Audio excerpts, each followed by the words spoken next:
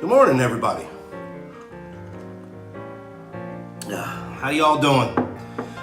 Well, have you ever just had one of those never-ending weeks where it just works good on your nerves, it's cold outside, might be dealing with snow or just wet nastiness, and your mind goes to a magical place and all you want to do is feel some warmth on your skin and some, good food in your belly. So you go home and you scour the internet for one of the most magical breakfasts on earth just to try to bring some of that magic home. And once you get that recipe, you get the gumption to do it, and then it ends up looking like this. Rubbery, floppy, not crisp, some type of deformed Wago. So it's just wrong. Everything about it's just wrong. So with that being said, I do believe that the most magical breakfast on earth can be recreated with a little bit of knowledge and a little bit of skill. We can recreate in our very own home the Mickey Waffle. Let's cook.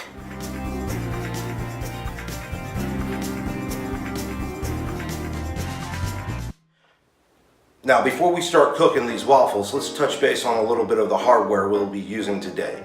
Now, the Walt Disney World company has over 300 waffle irons at their disposal at any given time, all with the Mickey face we know and love.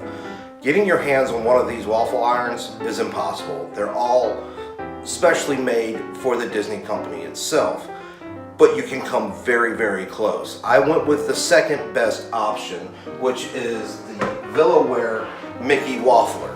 And this is a 2001 model, which I got from my friend Valerie, which we'll talk a little bit more about later. And you're probably wondering, why didn't you go with the number one option?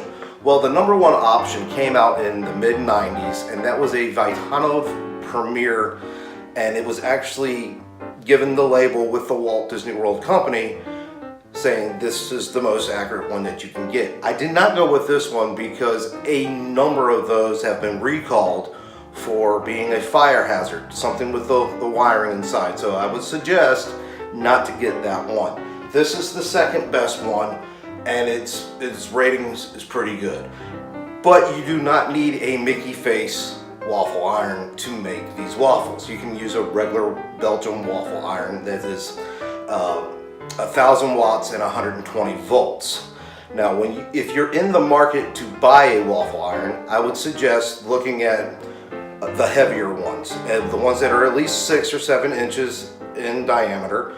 You want to look at the grid plate. And now, if the grid is pretty large and they have sharp angles and they're square, that's a good one. You don't want to be getting the ones that have the rounded grids or they feel kind of light. They just don't cook as well. So with that being said, you can have these great tasting waffles that they have at Disney, but they just won't be in the shape of Mickey's face. They will just be a regular old waffle, but they will taste the same. So let's go ahead and start cooking. Now, what you see in front of you is exactly what you're going to need to be able to pull off these Mickey waffles. I'm just going to go across the board and touch base on every one so you know exactly how to prepare. Of course, we have our waffle iron, some non-stick spray. We have a half cup and full cup measuring devices.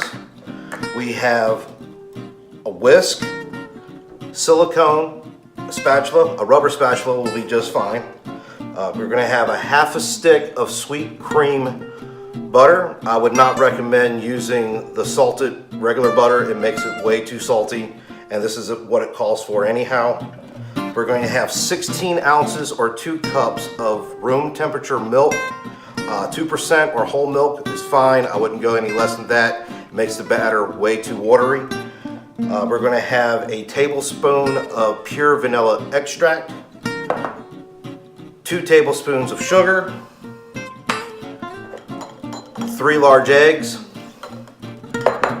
an extra mixing bowl, and the piece of resistance, Disney's secret ingredient. Now, the moment y'all have been waiting for, Disney's secret ingredient, and it comes as no surprise, it's flour. But this is just not your everyday flour. This is a special flour that has been around since 1937 and within the parks from the very beginning. And this flour has also been in many different hotels and different resorts through its expansive career. And this flour is Carbon's Golden Malted Pancake and Waffle Mix. This is what you need to get that authentic Disney taste out of your waffles. You can find this online or specialty stores. You're not going to be able to find this in your local Mega Mart. So there you have it. The secret ingredient is Carbon's Golden Malted Pancake and Waffle Mix. Now that you know what type of flour to use, you will be using 2 cups of this. Before serving it out into your other mixing bowl, give it a good shake, get it all aerated. But this recipe will give you anywhere from 7 to 8 waffles. So let's go ahead and put this in the bowl. Now the first step you want to do is go ahead and melt your butter down. It usually takes 15 to 20 seconds in the microwave.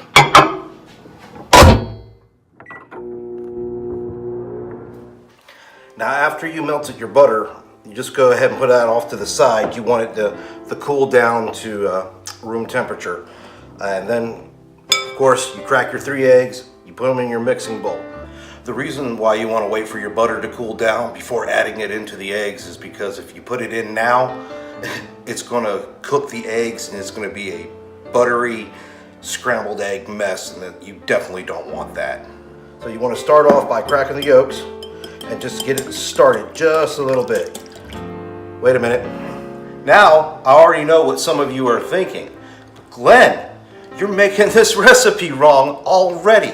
You have to take the egg whites and the egg yolks and separate them and put the whites into a mixer, beat them up until they get to a stiff peak foam, and then fold that into the batter, and then you can go on from there.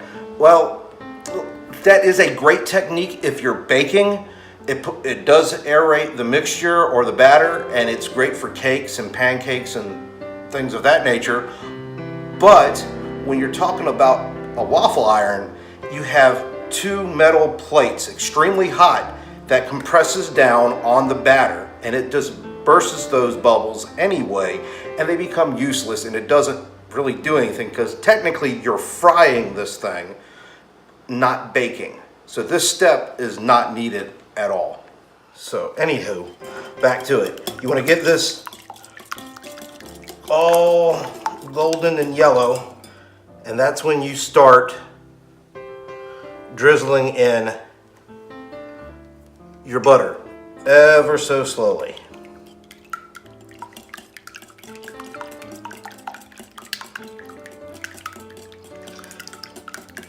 You want to whisk this in for a little bit so you get a good consistency, kind of like so. Since we've added the butter and the eggs and we whisked them together, we created an emulsion, and this time we can start adding in the other wet ingredients. 2 tablespoons of sugar, your tablespoon of vanilla extract. Go ahead and start whisking that. And then your 2 cups or a pint of room temperature milk. And you just kind of mix that in slowly.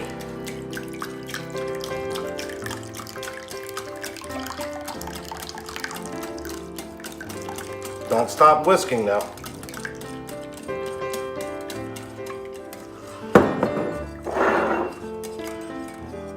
So you're going to get this all integrated. And it's just going to, whew, you can really smell that vanilla. Now we are done with the whisk. We don't need this anymore. Now I'm going to give you a key tip. Never ever put the dry stuff on the wet stuff. If you do this, it's going to create a dust cloud and it's just going to be an awful mess. You always want to put the wet on the dry.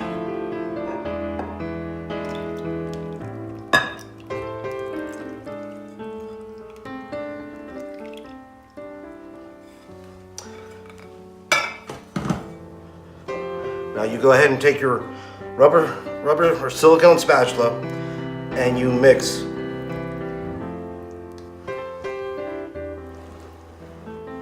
The key to this is to do it slowly, because the more you mix and the faster you mix, the more gluten you're going to create and the more rubbery the texture will become of your waffle.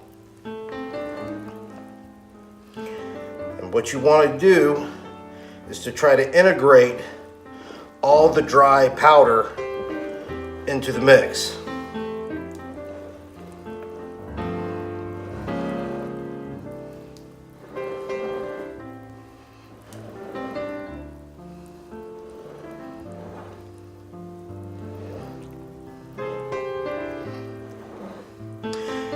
And as you can see, I'm not actually stirring it like this. I'm kind of folding it over to try to alleviate some of that gluten from happening.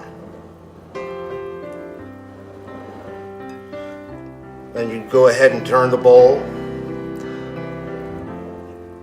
as you're mixing, or as you're folding, I should say.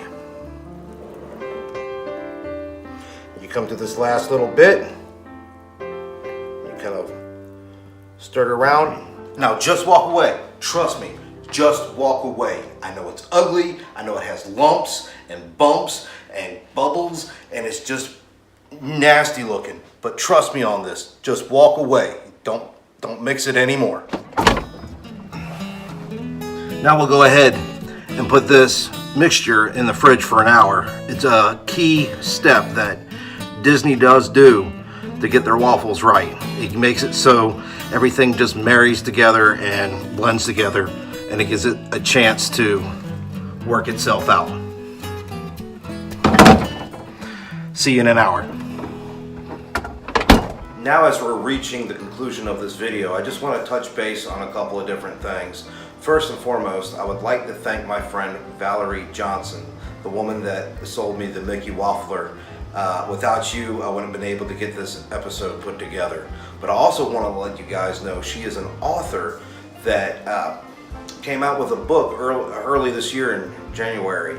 It's called My Own Best Ally, a weight loss story for the rest of us. This is about her struggles of losing 80 pounds and reversing pre-diabetes.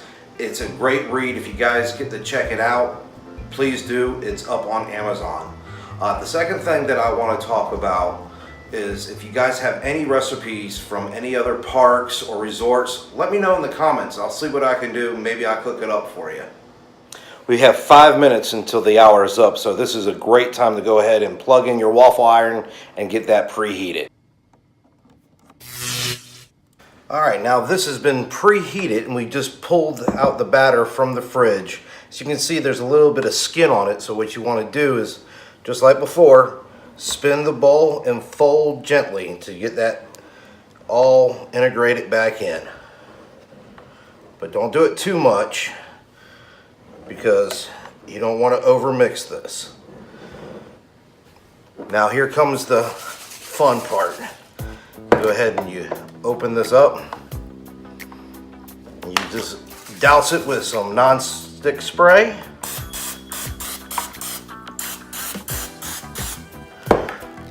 Now I always like to take a little extra insurance and to grease up the measuring cup for the batter. Go ahead and dip in.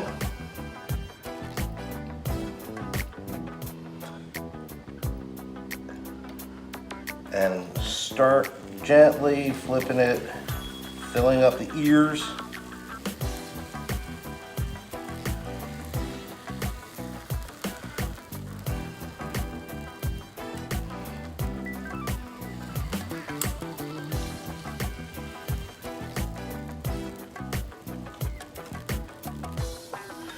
And go ahead and close this down. Now, all cooking times will vary depending on the waffler you do have. It takes anywhere from 5 to 6 minutes per waffle. One of the best tips I can give you is do not open the clamshell at any point in time during the cooking process. Always wait for the done light or the ding that comes with your particular waffle iron. Now, if you're just using a regular Belgian waffle maker, what you want to do is take your scoop and start in the center and work your way inward to outward, going around in a circle, leaving them about 1 inch to a 1/2 inch on the side. So when you close it down and it starts to expand, it doesn't overflow your waffler. Now, ladies and gentlemen, the appropriate time has passed, about 5 minutes and 30 seconds for my particular waffler, and it's time for the great unveil of our Mickey waffle. Oh, golden brown and delicious. Now what you want to do is you want to take your fork and go right up underneath the edge and quickly bring it over to your plate. And there you have it, our Mickey waffle. The closest you can get than actually going to the park itself. Now, if you want to keep your Mickey waffles as authentic as possible, you can also sprinkle powdered sugar on them or serve them with fruit on top. But me, I'm a purist. I just like butter and syrup. So I hope today's episode has inspired you to create a magical breakfast for you and your family. So until next time, get out there, live differently, and y'all have a great day.